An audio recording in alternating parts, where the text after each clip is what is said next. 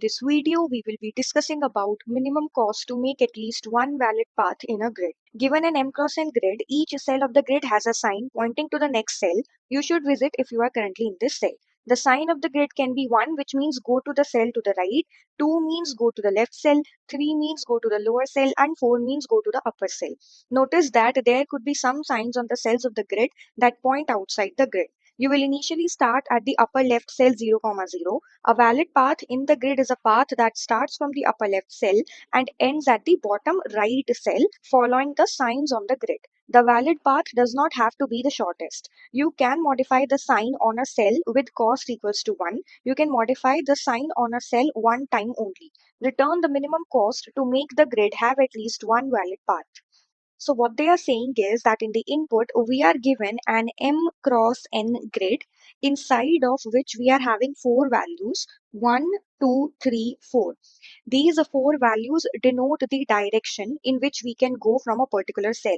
So in this particular cell, we have a 1. So this 1 denotes that from this cell, we can move to the right cell, right? So basically 1 means right, 2 means left, 3 means down, and 4 means up, right? So this is what these numbers are denoting, right?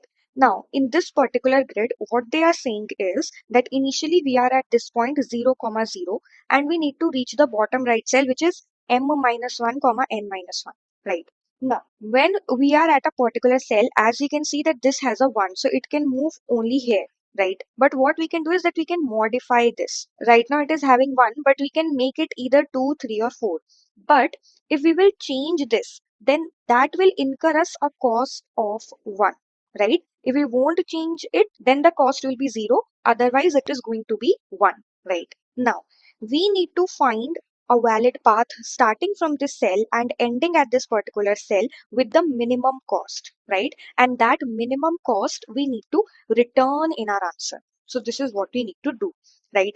So let me quickly replace these 1, 2, 3s with these arrows so that it's better to look and understand. So as you can see here that we can start from this cell, we can go here, we can go here, we can go here. All of this is done with the cost of 0. Then from here we can go only here, which is out of bounds, right? So we will have to change this to a down arrow so we can come here. So that will incur a cost of 1. Then we can move here, here, here. Again, we will have to change the sign to go to down. So that will increase our cost. Cost will become 2. Then we can move here, here, here, here. Now here again, it is out of bounds. We will change the sign to down and we can reach the bottom right cell. And this changing sign costed us one more cost. So the total cost became 3, right? So with this path, for reaching the bottom right cell, the cost was 3. And if you will try all the possibilities, you will identify that 3 is the minimum cost that you will have to have for reaching the bottom right cell from this particular cell, right? Now, how to solve this? So see, there are some things to keep in mind over here. So if I am at this particular cell, right? Now, there can be multiple path for reaching this particular cell, right? See, there are some questions in which the direction for us is only towards the right and down. But here we can move in all the four directions, top, left, right, bottom, right? So for reaching a particular cell, we are having multiple paths. We could reach from this path, or we could reach from this path, or we could also reach from this path, right? So there are multiple paths. Now let us suppose that for this cell, there is one path like this and there is one path like this, right? This one is having a cost of 2 and this one is having a cost of 1. Which path are you going to consider? Or basically, we do not need to identify the path, we need to identify the cost, minimum cost. So which one are you going to consider? Obviously, the one which is having less cost, right? Basically, from this cell, when you will move further, what is the minimum cost that you will take for reaching this particular cell? Obviously this one, right? So now the observation is that for reaching a particular cell, we are having multiple paths and we will be considering the one which will be having the minimum cost, right? So now see, if I am at a particular cell, right, I have four directions to go, right? Now, the direction which this arrow is pointing, which is towards the left, if I take that one, then my cost will not increase. The delta in my cost will be 0. But if I move to top, right, or down, then my cost will increase by 1, right? So basically, from each cell, I am having four directions to move. And out of these four directions, there will be one direction which will not add anything in the cost, right? Basically, whatever is the minimum cost to reach this cell and whatever is the minimum cost to reach this particular cell, that will be same. The delta will be zero. But for others, we will be changing the sign, so it will increase our cost by one, right? So, does this give you a hint that what can we apply over here? So we have learned about something known as a 0 1 BFS, right? So what is this basically? So see, BFS is used to identify a shortest path, right? Where we do not have weighted edges, right? Basically, where we do not have a cost for reaching from one point to another point. Or if let us suppose that the weight of all the edges is same, we have equal weighted graph. So there also we can use directly BFS to identify the shortest path, right? But here we are having different weights, right? Here we are having 0, here we are having 1, right? So these are weighted edges and also the weights are different, right? But see, in a normal BFS, what do? We take a cube, right? We insert from here and we pop from here, right? And then we try to identify a shortest path. But in 0 1 BFS, what do we do is that we maintain a doubly ended queue or basically a DQ. So if let's suppose this is the front and this is the back. So this is what we maintain, and in this queue we try to give priority to the cell which is not increasing our cost, right?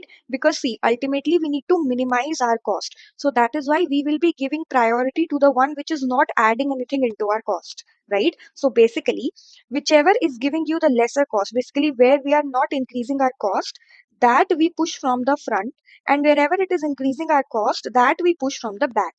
Why do we do that? Because the pop operation will always happen from the front, right? So that is the reason the cell which is not adding anything into our cost, we will push it from the front so that for the popping operation, we are giving priority to this particular cell, right? So from this point, I am having four possibilities. This one I will push from the front and all the others I will push from the back. Right? This similar approach we have applied in a previous question as well. So if you remember in this question, minimum obstacle removal to reach corner, we have applied the same logic of 0 1 BFS. So same thing we will be doing in this question as well. We will be using a TQ, the cell which has to be given priority, which is the one which is not adding to our cost, that we will push from the front, and whichever is adding to our cost, that we will push from the back, right? So initially you will be at 0 comma 0, right? Now you will run a loop that okay, while our DQ is not empty, you will pop this 0 comma 0 out, right? Now from this 0 comma 0, we are having only two directions to move, right? One is towards the right and one is down, right? So if you move to the right, it will be 0 comma 1, and if you move to down, it will be 1 comma 0. Now here the arrow is towards the right, then that means if I will move here, then my cost will remain the same, but if I will go here, then my cost will increase by 1, right? So to which cell I will be giving priority? Obviously this particular one. So this I will push from the front and this one I will push from the back. So it will be 0 comma 1 here and 1 comma 0 here. So now in the next iteration, we will first take this 0 comma 1 out of our queue, and then again from here we will check all the possibilities, right? So now how are we going to maintain the cost, the minimum cost? So for that, we can maintain a 2D vector, let's suppose cost, of the same size as grid, and at each particular cell, we can store that what is the minimum cost required to reach that particular cell, right? So now what will happen is that I took 0 comma 0 out from my queue, and now I can go to these two cells. Now if let us suppose that for this particular cell, I already have some cost which is present in my 2D vector, which is minimum or which is less as compared to the cost that it has now, right? So if for reaching this particular cell, I already have a cost which is lesser, so I won't be pushing it into my queue, right? Because see, as I said, if let us suppose this is the cell and I can reach from here and I can also reach it from here. This one is giving a cost of 2, this one is giving a cost of 1. So obviously I will be considering this one, right? I won't be going for the other path which is giving greater cost, right? So this one we will push only inside our DQ only when the cost that is giving to us now is lesser as compared to the one present in our 2D vector, right? So in the DQ, we can only push our coordinates, and the cost for each of the cell we can maintain in this, right? So at the end, when your DQ becomes empty, this particular cell in cost will be containing your minimum cost, which will be your answer, right? So see, because from each cell we were having only two possibilities, like the weight that we had were only two. One was 0, one was 1. So that is the reason we were able to apply 0, 1 BFS over here with some modifications, that we took a DQ instead of a Q. And the cell which has to be given priority, that is being pushed from the front, and the others are being pushed from the back, right? So let's quickly look at the code. So first of all, let us take the size of the grid. So M will store grid dot size, that is the number of rows, and N will store grid of 0 dot size, which will be the number of columns.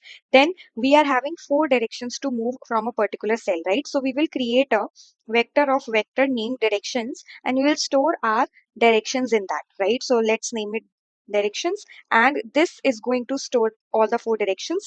First one we can keep as 0 comma 1, so that is towards the right. Next is 0 comma minus 1, so this is towards the left.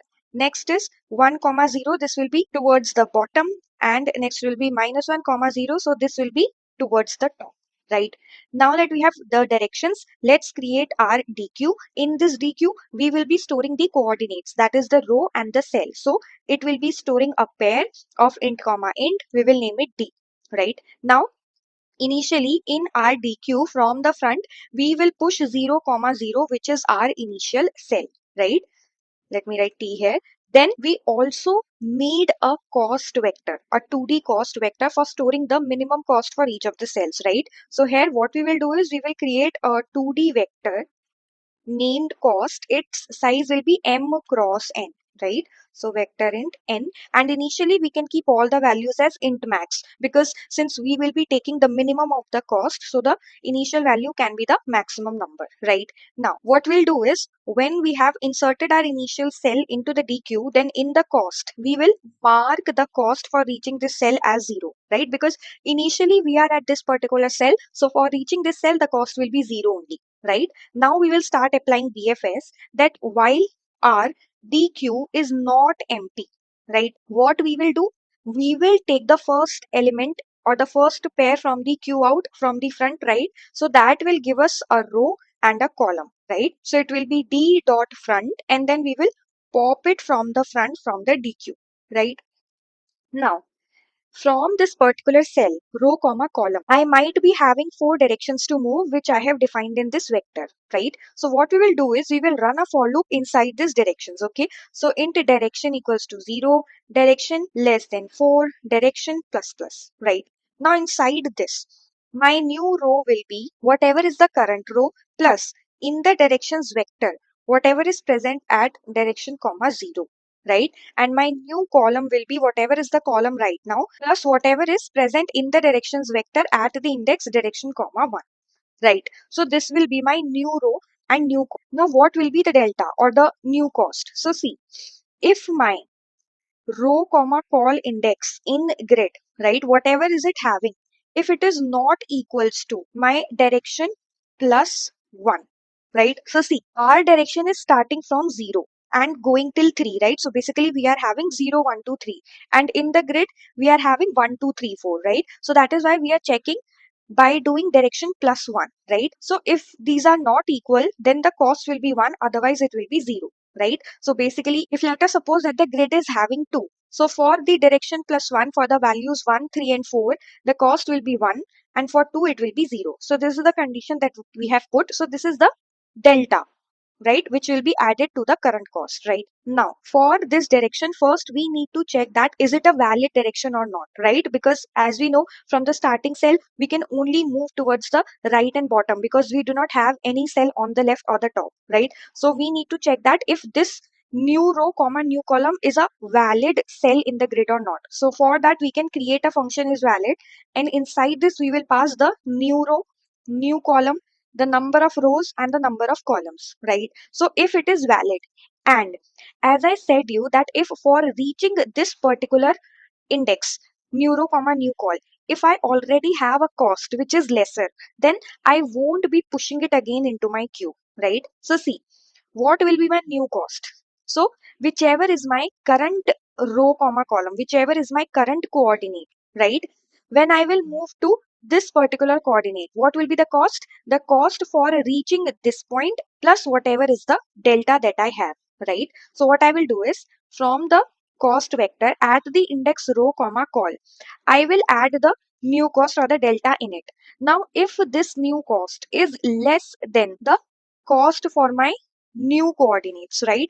Only then I will be pushing it into my DQ. Otherwise, I will continue, right? So if it is less, only then we will come inside this if condition. So now when we have come inside this condition, the cost for the index new row comma new call will be the cost at index row comma column plus the new cost, right? So this we will update. Now, as I said, the cell which is increasing your cost or basically adding a 1 to the cost, that we will give less priority. So we will push it from the back, and the one which is not adding anything to our cost, right? Basically, which is adding 0, the delta is 0, that we will push from the front, right? And that is stored in this n cost variable, right? So if this n cost is 1, so then that means it is increasing our cost, right? So we will push it from the back. In the DQ, we will do pushback, new row, comma, new call. Otherwise, we will push it from the front. So in the DQ, we will push front NR, comma, NC, right? So this is what we will do. And at the end, outside of our while loop, we can simply return whatever is present at the index M minus 1, comma, N minus 1 in the cost vector, right? Now let's create this is valid function. So this is going to return us a boolean. The name is valid, and it is receiving the row, the column, the number of rows, and the number of columns, right? Inside this, what we are going to return? If row is greater than equals to 0 and row should be less than m, and column should be greater than equals to 0 and column should be less than n. If these conditions are satisfied, then this new row, new column is valid. That is what we are doing here. So this is what our code looks like. Let's run this now. Now here, since we have used 0, 1 BFS, each of the cell is visited at most once, right? And for each edge weight, 0 or 1, right? And since we process the 0 weight edges first, right? We are giving priority to the 0 weight edges before the 1 weight edges. So each cell gets its final shortest distance when it's first processed, right? No cell is processed more than once with the same cost, because we are considering over here that only when it is less, then only we are pushing it into our queue, right? So we can say that the time complexity over here will be order of n into m. And obviously we have taken the cost vector, right? So the space complexity will also be n cross m. So let's submit this now. So it got accepted. Thank you so much for watching. Please like the video and subscribe our channel.